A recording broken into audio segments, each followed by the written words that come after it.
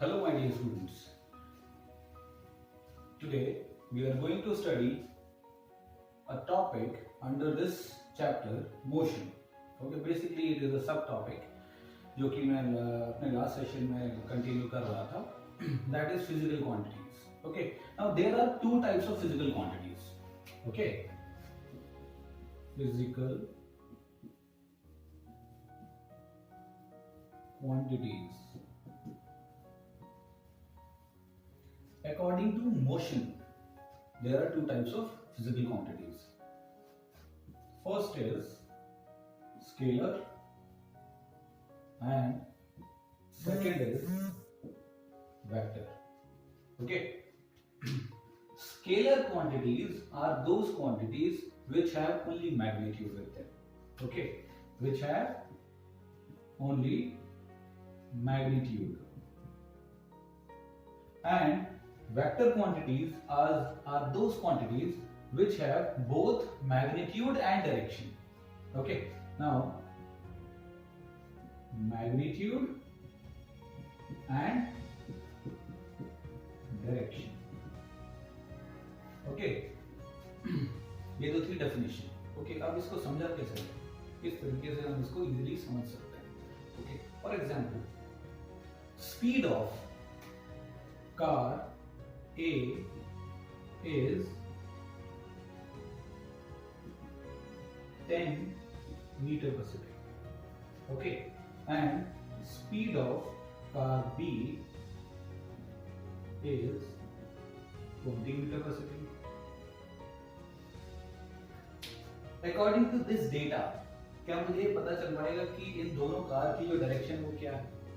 मुझे ये पता है कि उनकी स्पीड की वैल्यू क्या है, but in which direction these two cars are moving. तो जब ऐसी कंडीशन आए जिसमें सिर्फ आपको ये पता हो कि what is the value, what is the magnitude of that physical quantity, those types of physical quantities are called scalar quantities. Okay, now अब इसको थोड़ा प्रिसाइज कर देते हैं. Speed of car A is 10 meter per second and speed of car B is minus 20 meter per second. Okay. Now this negative sign represents the direction of this car B. Okay.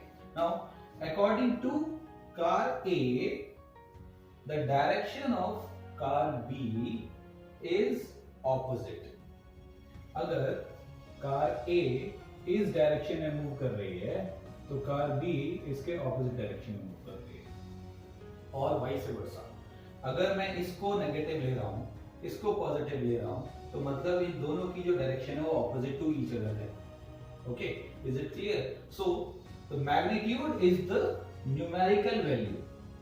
ये जो number है ना, इसको हम बोलते हैं magnitude. Okay, ये बहुत छोटा सा कॉन्सेप्ट है, बहुत इंपॉर्टेंट कॉन्सेप्ट है. ओके, नाउ ये जो नंबर है that is magnitude.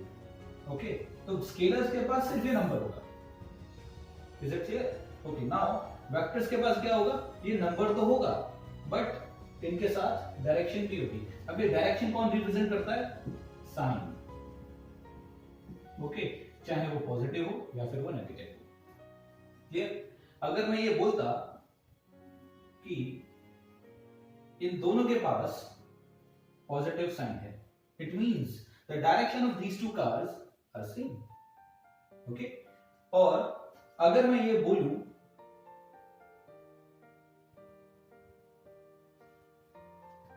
Negative sign and negative sign, the direction of these two cars still same. Okay, because the sign, the direction is same. Clear? The direction of car A is same as that of car B. Is it clear? So again थोड़ा सा recap कर लेते हैं. ये बहुत छोटा सा concept है. स्केलर वो क्वांटिटीज होंगी जिनके पास सिर्फ मैग्नीट्यूड होगा. वेक्टर्स वो क्वांटिटीज होंगी जिनके पास मैग्नीट्यूड एंड डायरेक्शन दोनों होंगे. मैग्नीट्यूड एंड डायरेक्शन मतलब ये नंबर प्लस ये साइन, जिससे हमें ये पता चलेगा कि वो ऑब्जेक्ट किस डायरेक्शन में मूव कर रहा है, ऑपोजिट टू समबडी और उनकी जो डायरेक्शन है वो सेम. Is it clear? अब ऐसी कौन सी फिजिकल क्वांटिटीज हैं जो कि स्केलर्स की कैटेगरीज में आती हैं और या फिर वेक्टर्स की क्वांटिटीज में आती हैं? Scalars, for example speed, time, distance, mass etcetera. इन किसी भी फिजिकल क्वांटिटी के पास कोई भी डायरेक्शन नहीं होती। टाइम की कोई डायरेक्शन है? नो। स्पीड की कोई डायरेक्शन है? नो। डिस्टेंस की कोई डायरेक्शन है? नो। मास की कोई डायरेक्शन है? नो। कभी आपने देखा कि या कभी सुना है कि भाई नेगेटिव 10 o'clock हो गए? नहीं, बिकॉज ये जितनी भी फिजिकल क्वांटिटीज है इनके पास सिर्फ मैग्नीट्यूड है, कोई डायरेक्शन नहीं है। अब इसके ऑपोजिट अगर हम चलें तो जो वेक्टर क्वांटिटीज है, velocity, displacement, force, acceleration etcetera, ये जितनी भी फिजिकल क्वांटिटीज हैं इन सब के पास डायरेक्शन है। कैसे? अगर मैं फोर्स को लेता हूं तो मुझे पता है कि किस डायरेक्शन में मुझे फोर्स एक्सर्ट करना है। Okay, I am applying force in a particular direction. तो जब मैंने उसको डायरेक्शन दे दी तो मुझे पता चल गया कि फोर्स क्या है, एक वेक्टर क्वांटिटी है। ओके, और हम नेक्स्ट चैप्टर में ये पढ़ेंगे force is equal to mass into acceleration. Force एक वेक्टर है, किसकी वजह से? एक्सेलरेशन की वजह से। Okay, because acceleration is a vector quantity. The product of scalar and vector is vector always. Is it clear? क्योंकि ये एक वेक्टर क्वांटिटी है, मास एक स्केलर क्वांटिटी है, इन दोनों का जो प्रोडक्ट होगा वो ऑलवेज वेक्टर होगा। वेक्टर को हम रिप्रेजेंट करते हैं एरो से। अगर मुझे किसी भी फिजिकल क्वांटिटी के लिए लिखना है कि ये स्केलर है या वेक्टर, अगर ये सिंपल अल्फाबेट मैंने लिखा तो ये एक स्केलर है। ओके, लेकिन जैसे ही मैंने इसको डायरेक्शन दे दी एरो, तो क्या बन गया?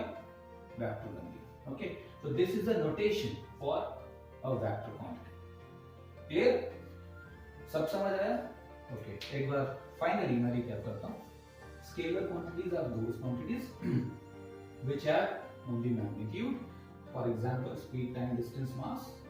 Okay, and vector quantities are those quantities which have both magnitude and direction. Examples: velocity, displacement, force, acceleration, etc. Okay. Is it clear? Thank you.